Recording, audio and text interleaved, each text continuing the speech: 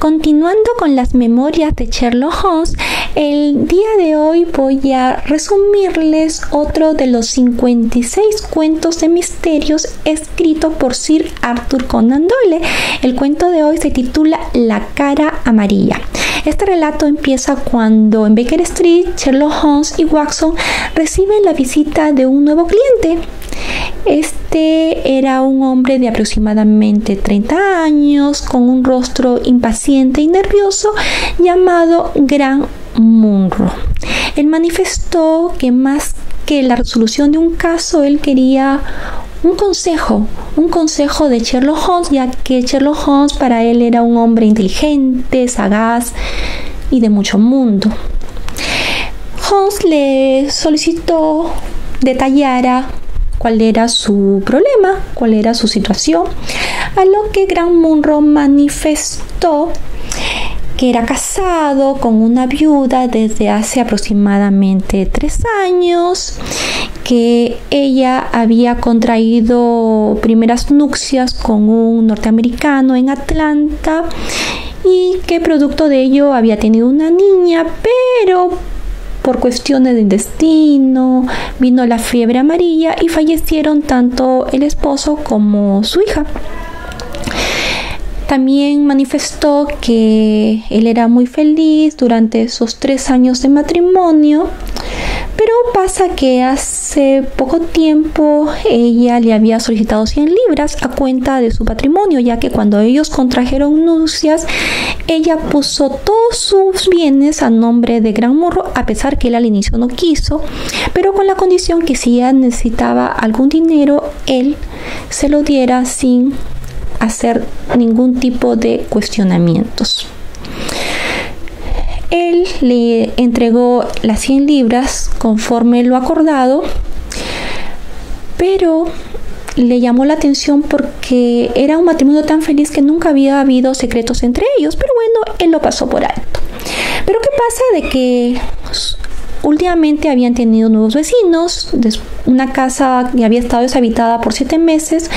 Él había observado que había un rostro amarillo, inexpresivo y algo antinatural que él lo observaba desde la ventana.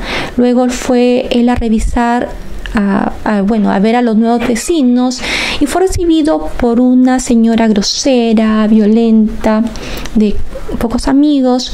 Entonces él, cuando regresó a su casa, solamente le comentó a su esposa que había nuevos vecinos, más no el incidente que él había sufrido allí en la visita. Para su gran sorpresa, en la madrugada, él ve a su esposa que sigilosamente se vestía y salía y regresó al poco tiempo. Cuando ésta regresó a su hogar, él la cuestionó, la interrogó, a lo que ella no supo dar una respuesta válida, pero ya en ese momento él sintió que su vida empezaba a hacerse pedazos, pues nunca había tenido ese tipo de inconvenientes con Effie. Y peor fue al día siguiente cuando vio a su esposa saliendo de la casa de los vecinos. Él se llenó de furia, de ira, con mucha cólera. Él intentó ingresar a la casa de los vecinos y develar el misterio, pero desistió gracias a las súplicas de su esposa y a las promesas de que nunca más volvería ella a mentirle y que tampoco regresaría a esa vivienda. Y así fue. Así que pasaron 2 días y todo, ella cumplió con la promesa, pero al tercer día él tuvo que regresarse a Londres por negocios. Ese día regresó antes de lo previsto y no encontró a su esposa en su casa, sino de que vio que la sirvienta fue a avisarle a la esposa que el señor Munro había retornado a su hogar. Entonces Grant Munro, lleno de dudas, de todas maneras ingresó a esa vivienda, pero no encontró a nadie, solamente encontró un cuarto habitado, pero no había persona alguna en ese domicilio. Entonces Con todos estos datos, Holmes ya se había formado una opinión sobre el caso. Para él, la esposa estaba siendo chantajeada por su primer esposo, que para Holmes él no había fallecido, que ella había conseguido un certificado de viudez falso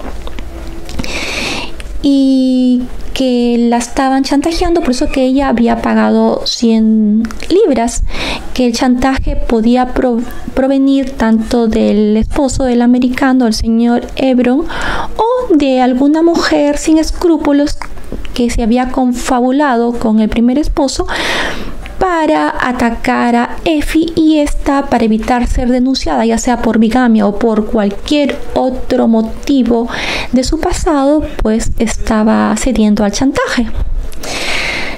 El consejo de Holmes hacia Munro fue que regresara a Norbury, donde él vivía, y no intentara por nada del mundo ingresar nuevamente a esa vivienda, esté o no esté habitada, pero si estuviera habitada, que le mandara un telegrama que él en el término de una hora estaría en Norbury.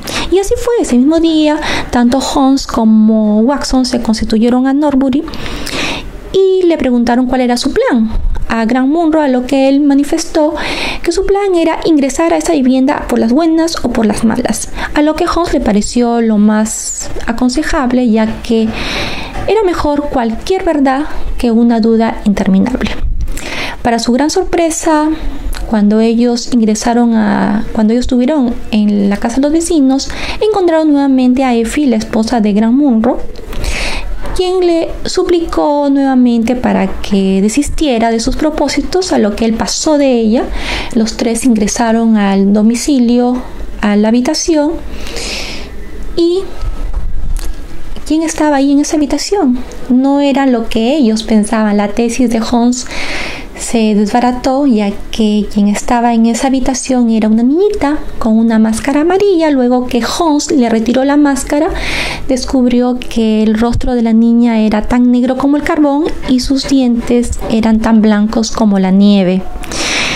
La esposa confesó que era su hija, que ella había sobrevivido a la fiebre amarilla y que había mantenido todo en reserva porque tenía miedo que Grant Munro la abandonara, la dejara, la rechazara, y que para evitar que los vecinos comentaran que había una niña de color en esa vivienda, ella tomó la precaución de colocarle la máscara.